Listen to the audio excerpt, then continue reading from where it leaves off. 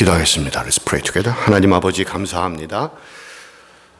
하나님께서 피로 값주고 사신 주님의 교회에 모여있는 모든 성도들에게 하나님 말씀을 주시기 위해서 불러주셨사오니 감사합니다. 이 시간 들려지는 말씀이 살아계신 하나님 말씀이 되게 하시고 이 말씀을 아멘으로 받아서 우리 삶 속에 그대로 적용하며 살아가는 저희가 되게 하옵소서. 성령 하나님께서 저희들을 주관해 주시기를 간절히 바라올 때에 예수님의 이름으로 기도했습니다. 아멘.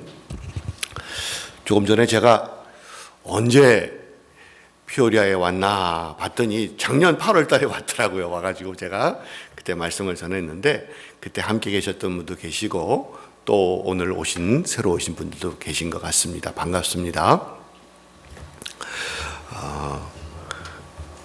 항상 이 피오리아 교회는 저의 마음의 교회죠. 제가 섬겼던 교회 중에 제일 오래 섬겼던 교회고, 피오리아 그러게 되면 우리 애들도 여기서 티네이저 시간 다 보내고 대학까지 다 가고 했던 시간이라 우리 애들도 친구는 이 피오리아에 있는 친구들 뿐이 없어요. 그만큼 또 정이 있는 그런 곳이고 여러분을 만날 때마다 참 반갑습니다. 지난달에 제가 잠시 한국을 다녀왔습니다.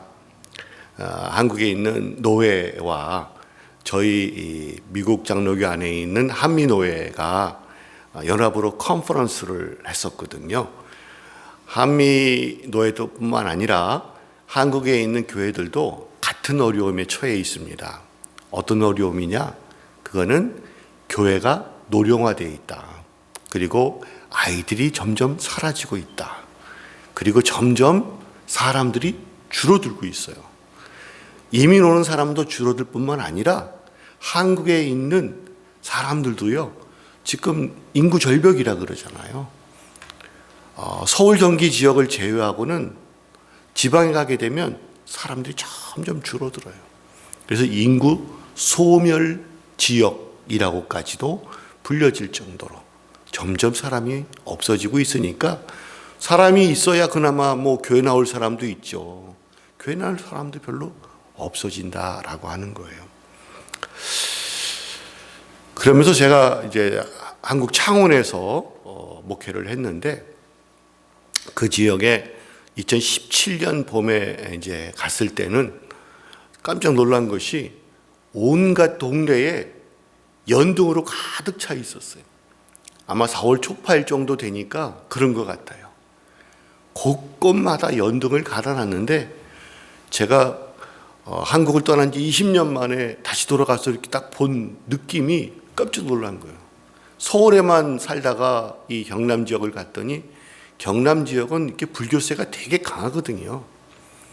서울은 그냥 큰 절 근처만 있기 때문에 이렇게 많이 없었던 것 같았었는데, 경남을 가니까 그냥 도로마다 연등을 주렁주렁 매달아 놓고 있어가지고 깜짝 놀랐는데, 더군다나 이 불교가 산에만 있다가 이제는 동네로 내려왔어요. 그 다음에 동네 곳곳에 불교하고 상관없는 또 무당들이 왜 그렇게 많은지, 절집, 점집들 그냥 막 있어요. 교회가 많은 것도 사실이지만 절과 무당, 점집들도 많은 거예요. 그리고 봤더니 그 구청을 새롭게 건축을 하는데 프랜카드를 막 걸어놨어요. 신청사를 건축하고 거기서 무슨 제를 지낸대. 돼지머리 앞에 갖다 놓고 거기서 절하는, 공식적으로 그런 일들 막 하는 거예요.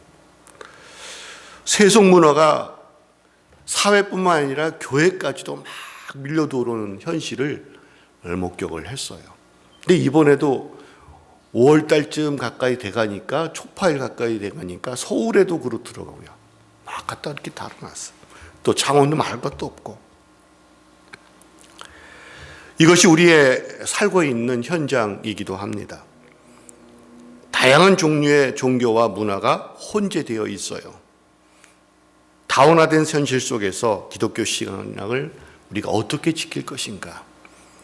21세기를 살아가는, 특별히 미국에 살아가고 있는 우리들도 어떻게 믿음을 지킬 것인가? 이게 화두 아니겠습니까? 유명한 종교 사회학자인 피터 버거는요, 현대사회가 될수록 세 가지 흐름으로 변하게 된다고 예측을 합니다. 먼저 세속화. 두 번째가 다원화. 세 번째가 사유화라고 말을 합니다. 이 중에 다원화에 대해서 다른 종교와 세계관, 가치관이 같은 사회 안에 비교적 평화적으로 공존하는 것이 다원화다. 종교가 다르고 생각하는 게 달라도 다원화 세대 그 세계라고 그러게 되면 이 사람들이 평화적으로 공존해야지. 만약에 그것이 서로 막 그 정죄하고 옳고 그름을 따지고 막 그러다 보면 살아갈 수가 없는 거예요. 그에 따르면 다원화는 다른 종교가 같은 사회에서 공존하며 존재하는 형태가 있고, 또 종교적 이야기가 세속적 이야기와 더불어 함께 사회 가운데 혼재하는 그런 두 가지의 형태로 다원화가 존재한다 그랬어요. 그 말은 뭐냐면요, 종교가 다른 그 사람들이 같이 모여서 살아가는 것도 다원화지만 종교적 이야기와 또 세상의 여러 가지 이야기, 과학적 이야기도 함께 어우러져 살아갈 수 있어야 된다라고 하는 거예요. 이게 다원화 시대의 특징이다라고 하는 겁니다. 지난주에 저희가 우리 노회 안에 이제 우리 대회 시노드 안으로 들어오는 다른 교단에서 있었던 목사님들을 교육시켰어요. 그랬더니 이 학원 교회들은요, 아주 민감한 것이 어떤 그 교회에서는 창조론만 강조하고, 그런데 학교에서는 창조론을 가리키는 게 아니라 진화론이 과학적으로 이건 당연한 거다라고 생각을 해서 가리킨단 말이에요. 그럼 학생들이 들어와 가지고 그 창조론이냐 진화론이냐를 교회에서 막 얘기하다 보면 교회는 창조론만 가리키다 보니까 이게 옳다고 막 그러다 보니까 학생들이 그거를 받아들이지 못한다는 거예요. 과학적으로 어떻게 그게 가능합니까? 그러면 교회 안에서는 과학적으로 그걸 설명을 할 때 입증을 해야 되는데 입증할 수 있습니까? 과학적으로 입증이 안 돼요. 하려고 막 그래. 지층이 어떻고, 단계가 어떻고 막 얘기를 하더라도 그것도 다 과학적 가설일 뿐인 거예요. 성경에 있는 내용은 과학적으로 증명될 수 있는 내용을 과학적으로 얘기하게 된 것이 아니에요, 성경은. 어떻게 과학적으로 예수님이 무리를 걷는 것을 입증을 합니까? 안 되는 거예요. 이건 믿음으로 받아들이는 거다라고 하는 거예요. 그래서 이런 것들이 막 같이 혼재되어 있는 사회가 다원화 사회다. 그러면 교회 안에서 믿음을 가지고 있는 사람들이 어떻게 될 건가? 내가 가지고 있는 이 믿음을 포기하고 과학적인 것을 받아들여야 되는가? 그냥 그런 척하면서 과학적인 것들을 따라가야 될 것인가? 여기에 대치되게 되면 심각한 갈등이 있게 되고요, 공동체의 평화를 해치게 됩니다. 그래서 가정 안에 기독교인과 비기독교인 사이에 갈등이 존재하게 되고요, 교회 안에서도 연령 차이, 신학적 보수와 진보 차이 등에서 비롯된 갈등이 존재합니다. 이런 갈등의 차이가 존재한다는 것 자체가 우리가 다원의 사회에서 지금 살아가고 있다라고 하는 것을 반증하는 거고요. 앞으로 살면 살수록 이것이 없어지느냐? 절대 없어지지 않습니다. 더 깊이 나타나게 되든지 또 다른 우리가 생각하지 못했던 갈등의 다원화 모습이 또 나타나는 거예요. 예를 들면 여러분 미국 장로교 하게 되면 어떤 그 교인들, 여기는 피오리아는 그렇지만 시카고나 이 대도시 가게 되면요, 미국 장로교 그러게 되면 대놓고 거기는 동성애 찬성하고 환영하고 그러는 교단 아닙니까? 안수 주는 교단 아닙니까? 이래가면서 대놓고 반대한다는 거예요. 예, 그렇습니다. 그런데 이게 미국 장로교만 그런가요? 미국이 그래요, 미국이. 그 다음에 유럽 쪽은 더 하죠. 그런데 우리가 미국 장로교회가 그거 옳다고 그랬습니까? 옳다고 그런 적이 없어요. 성경적이라 그랬습니까? 아니라고요. 단지 선교적인 필요성에 따라서 우리는 한다라고 하는 거예요. 주의 말씀을 따라서 한다라고 하는 거예요. 주의 말씀을 따라서 한다는 게 뭘까? 그러면 이 다원화 사회에서 그것을 오늘 말씀을 통해서 다시 한번 살펴보고자 하는 거예요. 정말 중요하게 여기는 것이 무엇일까? 오늘 말씀 보게 되면 선교사이며 신학자인 바울이 이방 문화가 꽃을 피웠던 그리스 아테네를 방문해서 복음을 증거했던 이야기를 전해주고 있어요. 2000년 전의 얘기입니다. 바울은 아테네에서 자신의 동역자들인 디모데와 실라가 베레아에서 오기를 기다리고 있었어요. 유대교의 유일신앙과 예수 그리스도의 주되심을 정통했던 이 바울이요, 아테네에서 보여지는 그 사건을 보면서 깜짝 놀라게 됩니다. 너무 충격적인 거예요. 아테네는 다양한 신들을 섬기는 신전들로 가득 찼습니다. 유명한 파르테논 신전은 아테네 여신을 섬기는 신전이었고요, 온갖 신들에게 제사를 드리는 아테네는 심지어 알지 못하는 신을 모신 제잔도 있을 지경이었다고 말해요. 아마 여기 어떤 분들은 그리스를 방문해 본 적이 있을 겁니다. 아테네 신전에 가보신 적도 있을 거예요. 다 거기서 나왔을 겁니다. 역사적인 사실이에요. 그 당시 아테네에는요, 금욕주의를 주장하는 스토아 학파가 있고요, 쾌락주의를 주장하는 에퀴프로스 학파라고 하는 두 유명한 철학 사조가 있었습니다. 아테네에 있던 사람들은 새로운 주장이나 현상을 소개하는 사람에게서 새로운 정보를 듣는 것을 제일 중요한 일들로 여겼다고 말해요. 요즘처럼 AI를 통해서, 구글을 통해서 물어보면 다 대답을 얻는 시기가 아니었어요. 그때는 사람을 통해서 했단 말이에요. 근데 이 사람들이 새로운 철학이나 새로운 어떤 세상에 일어나는 일들을 다 전해 듣고 와가지고 막 세상에는 어떻다 막 이렇게 되면 그걸 듣는 걸 즐거워했던 그 시대예요. 근데 바울이 보니까 너무나 안심하거든.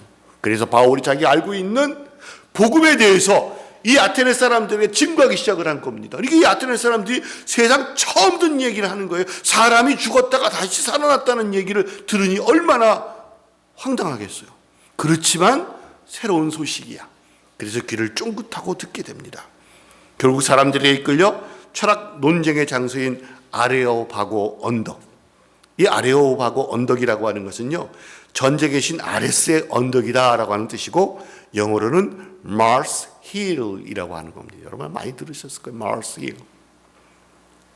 부활의 주인이신 예수님을 거기에서 막 소개합니다. 그리고 이름도 모르는 신에게 드려진 제사의 대상을 온 우주 만물을 창조하신 하나님, 죽음에서 부활하신 그리스도, 바로 그분입니다라고 하는 것을 알려주게 됩니다. 바울은 아테네 사람들의 종교적 관심과 철학적 호기심을 복음의 접촉점으로 삼았어요. 사람들의 관심을 끄는 데는 성공했으면서도 그곳에서의 회심자는 아레오바고 관리였던 디오누시오라고 하는 사람과 다말이라고 하는 여자, 그리고 이름을 알 수 없는 몇 명이었다라고 얘기하고 있습니다.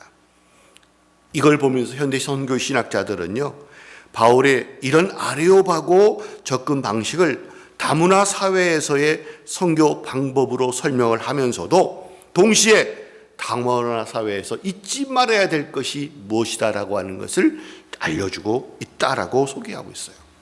그게 무엇인가? 첫 번째 중요한 게 이겁니다. 구원은 위로부터 온다라고 하는 거예요. 바울이 전한 복음의 핵심은 인간의 이성과 철학으로는 도달할 수 없는 위로부터 오는 진리라고 하는 거예요. 여러분, 우리가 믿는 믿음은 아래로부터 올라온 게 아니라 밑에서 위로부터 내려온 거예요. 하나님이 우리를 사랑하셨기 때문에 내려온 거다 그 말이에요. 위로부터 오는 진리. 철학이나 다른 종교는 다 아래로부터 시작이 됩니다. 사람의 이성과 종교 문화적 초월성에 의존해서 사람들이 이해하고 따를 수 있도록 만들어졌다 그 말이에요. 그러게 철학을 공부하다 보면 세상의 심오한 이치를 아는 것처럼 보여집니다. 종교의 가르침을 따르면 자연과 세상의 진리를 깨달아 알게 될 수도 있다고 생각되어집니다. 어떤 사람들은 기독교도 세상 종교의 한 부류이고 종교의 목적은 결국 하나라고 말을 합니다. 큰 산을 그려놓고 산 아래에서 산 위로 올라가는 길은 여러 가지인데 취향에 맞게 선택해서 올라가게 되면 정상에서 다 만나게 된다라고 하는 거, 이걸 종교다원주의라 얘기합니다. 그러나 여러분, 이것은 처음부터 잘못된 해석입니다. 우리가 올라가려고 하는 산은 완전히 다른 산이기 때문입니다. 물론 산에는 나무가 있고 골짜기가 있으며 가파른 길도 있지만 결코 같은 산이 아니다라고 하는 거예요. 철학이나 다른 종교에서 올라가려고 하는 산은 끊임없는 공부와 수행으로 올라갈 수 있다고 생각하는 거죠. 그러나 우리 기독교가 올라가려고 하는 것은 산이 아니라 하늘나라입니다. 이것은 인간의 노력이나 지식으로는 불가능합니다. 오직 위로부터 우리를 끌어올려야 올라갈 수 있는 곳이기 때문입니다. 마치 에녹이 하나님과 동행하다가 하나님이 데리고 가신 것처럼, 엘리야가 회오리 바람 가운데 들려 올라간 것처럼 하나님께서 우리를 끌어올려야 우리는 하늘나라에 갈 수 있다라고 하는 거예요. 그래서 성도들의 관심은, 최고의 관심은요, 하늘로 올라가신 주님께서 언제 하늘로부터 우리를 데리러 내려오실까 하는 거 아니겠습니까? 그래서 마라나타라고 말하는 거 아니에요? 주님 다시 오시옵소서. 왜 그 주님을 기다리고 있습니까? 우리로서는 도저히 우리 자신의 힘으로는 그 하늘나라에 갈 수 없기 때문에 하나님께서 우리를 데리러 오시기를 기다리는 거예요. 하나님의 소명을 기다린다고 말해요. 우리를 부르시는 거, 콜링. 바로 그 길을 하나님께서 친히 여기셨습니다. 바울이 아레바고에서 선포한 핵심이 여기 있어요. 이는 정하신 사람으로 하여금 천하를 공의로 심판하라를 작정하시고 이에 그를 죽은 자 가운데서 다시 살리신 것으로 모든 사람에게 믿을 만한 증거를 주셨음이니라. 그렇게 말씀하세요. 죽음이요, 반드시 부활하신 주님께서 우리를 다시 살리리라는 약속, 이것이 우리에게 주어져 있다라고 하는 거예요. 하나님이 정하신 사람, 죽음에서 부활하신 그리스도, 바로 그분만이 하늘나라로 가는 유일한 길이다라고 하는 거예요.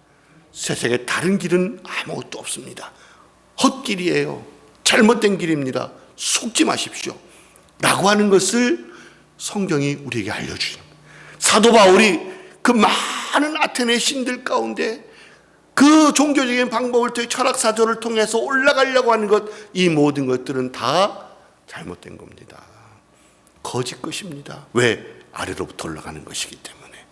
그러나 우리 주님은 위로부터 내려오셔서 우리를 구원하신 주님이다라고 하는 것을 말씀하셨어요. 두 번째, 이 진리는 자기 힘으로는 받아들일 수 없다라고 하는 거예요. 이게 참 안타까운 거죠. 내 힘으로 하면 좋은데 이거는 안 되는 거예요.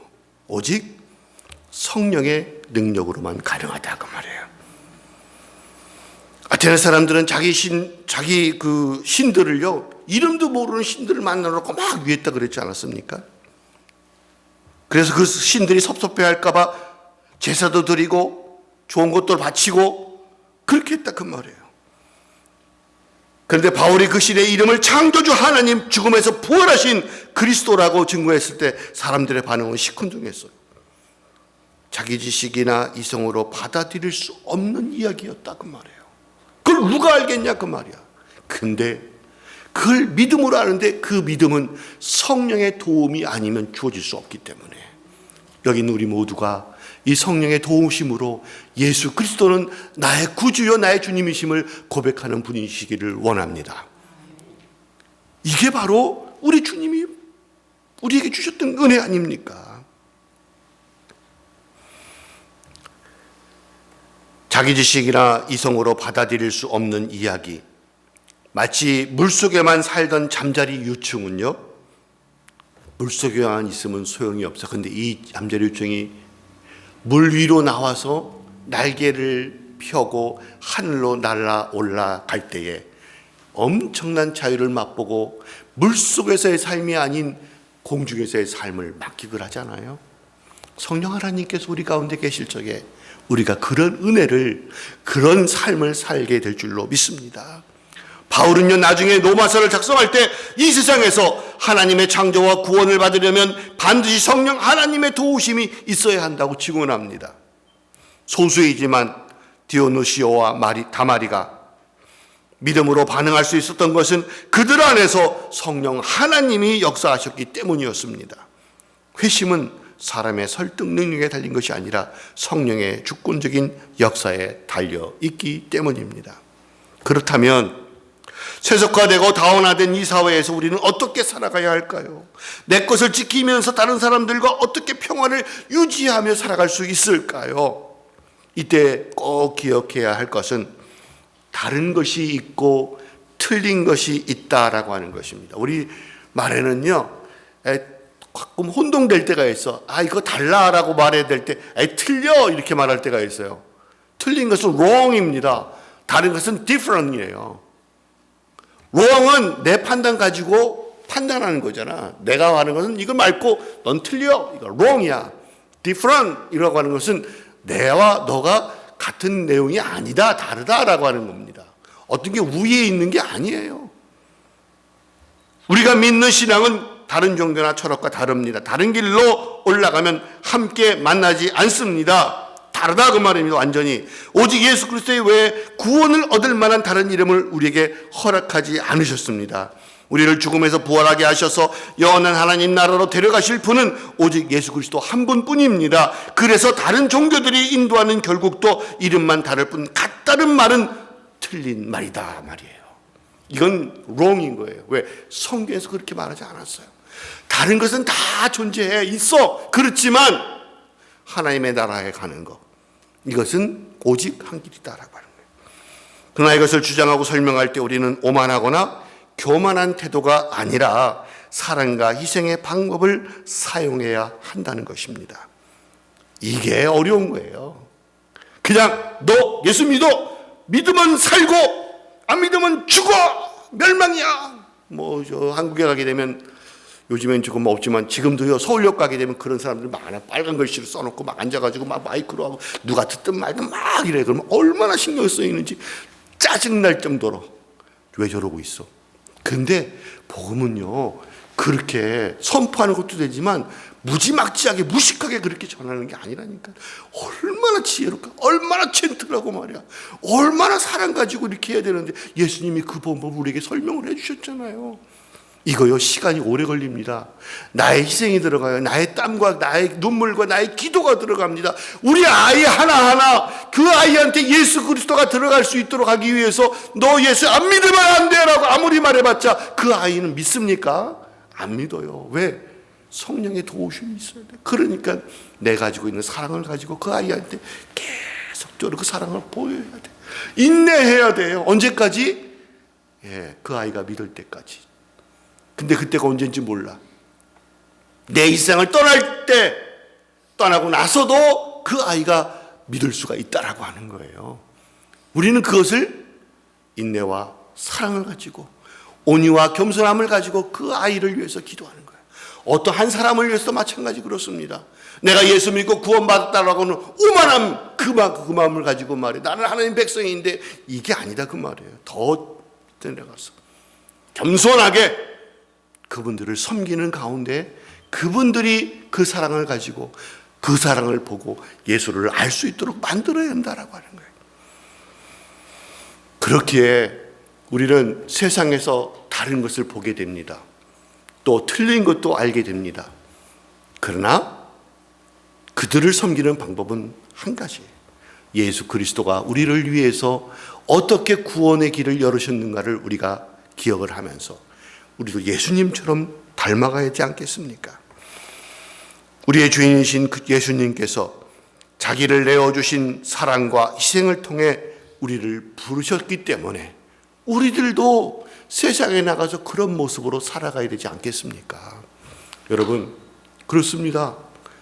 동성애 분명히 잘못된 거죠. 안 좋아요. 여러 가지로. 그렇지만 세상에는 그런 사람들도 있다니까요. 어떡하겠어. 그렇다고 내가 그 사람들이 예수 안 믿고 지옥 가는 거, 우리는 그것도 아니야.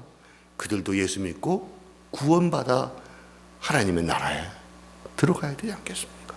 그것을 위해서 우리가 어떻게 할 것인가, 이걸 우리가 하는 겁니다. 나와 다른 생각 갖고 있고 나랑 다른 모습 갖고 있다 그래가지고 무작정 반대하는, 그게 아니다라고 하는 거예요.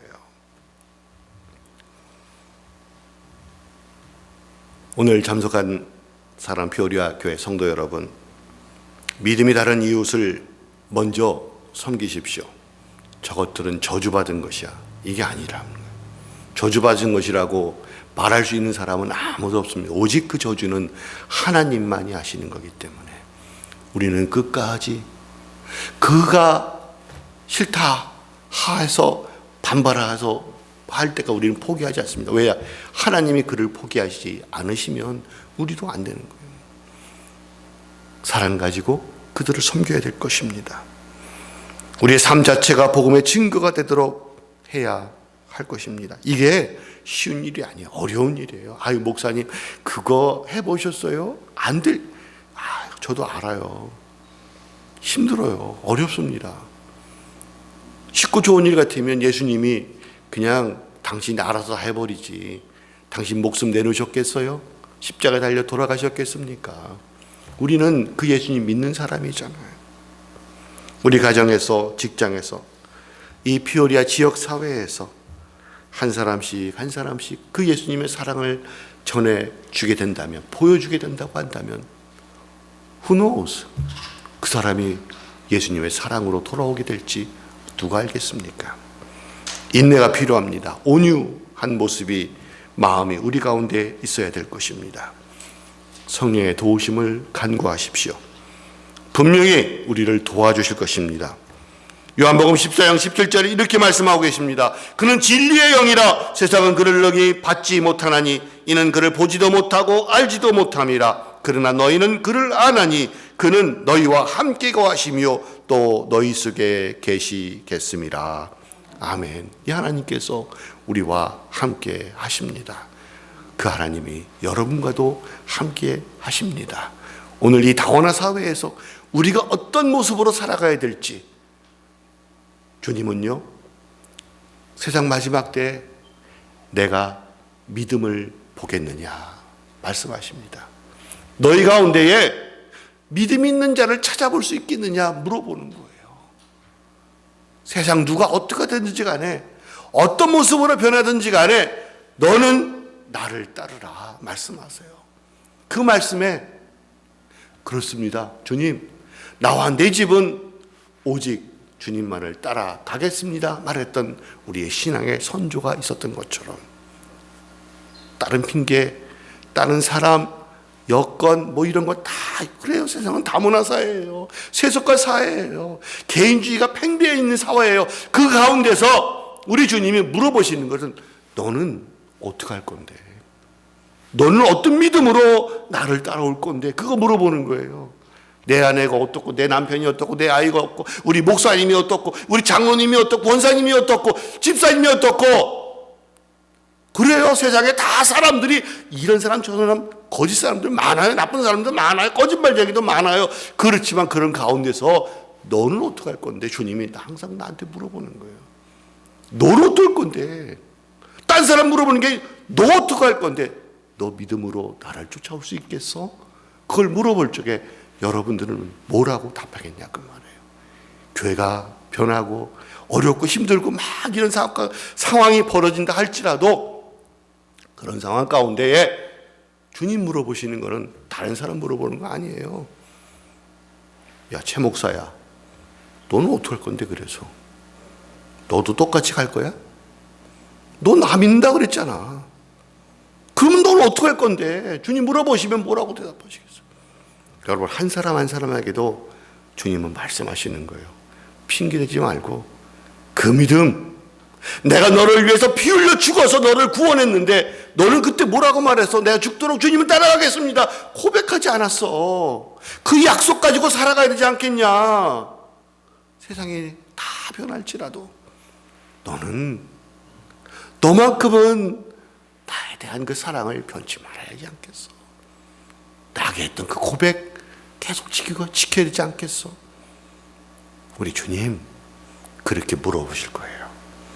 다원화 사회에서 어떻든지 간에 오직 예수, 그 예수님 믿고 그 예수님이 나의 참된 구주라고 믿는다고 한다면 핑계대지 말고 예수님 죽을 때까지 잘 믿어라. 저도 그래도 이제 60대 중반이 지나고 이제 은퇴할 쯤 되다 보니까 옛날에 우리 어르신들이 하시던 말씀이 기억납니다. 안 쑤시는 데가 없어. 막 아파. 이것저것 돌아가면서 아파. 옛날에 안 그랬는데 그런 생각이 막 드는 거예요. 그렇죠, 국장로님. 다 아파. 이게 다 마찬가지요. 나이가 들면 아파. 이게 당연한 거야. 약을 이것저것 다 먹을 수밖에 없어. 시간 지나가 보세요. 다 그래.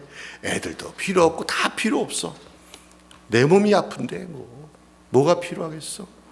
그래도요, 오늘 아침 일어나서 눈 뜨고 밥을 먹을 수 있음에, 손가락 들 수 있음에, 이게 밥 숟가락 뜯는 거 이게 축복인 거라니까요. 물 한 모금 마시는 거 이 축복이잖아. 그거에 감사하는 거야. 주님. 그리고 주님 부르시는 그날까지 주님 잘 믿고 핑계하지 않고 탓하지 않고 내가 믿고 살아가겠습니다 라고 하는 거, 이게 제일 큰 복인 줄로 믿습니다. 우리 그날까지 오직 예수, 우리 주님 온전히 의지하고 쪼그락쪼그락 하더라도, 힘이 없어서 이렇게 하더라도 우리 주님은 나를 가장 사랑하시고 나를 가장 예뻐하시는 분이심을 믿고 그 주님 앞에 숨이 닿을 때까지 오직 한 믿음으로 살아가는 저와 여러분이 되어지기를 원합니다. 같이 기도하겠습니다. 온 우주 만물을 창조하시고 주인이 되시는 하나님, 21세기를 살아가는 우리들이 하나님의 자녀로서 어디에서든지 언제든지 하나님의 사랑과 공의 그리고 구원의 은혜를 선포하며 살아가게 하옵소서. 세상은 갈수록 세속화되고 다원화되고 개인주의적으로 흘러간다 할지라도 그 가운데서 너희 믿음이 어디 있느냐는 주님의 음성을 기억하며 나와 내 집은 오직 하나님만을 섬기거느라 선언했던 믿음의 조상처럼 우리도 세상 핑계하지 않고 믿음의 모습으로, 은혜의 믿음으로 살아가게 하옵소서. 예수님의 이름으로 기도합니다. 아멘.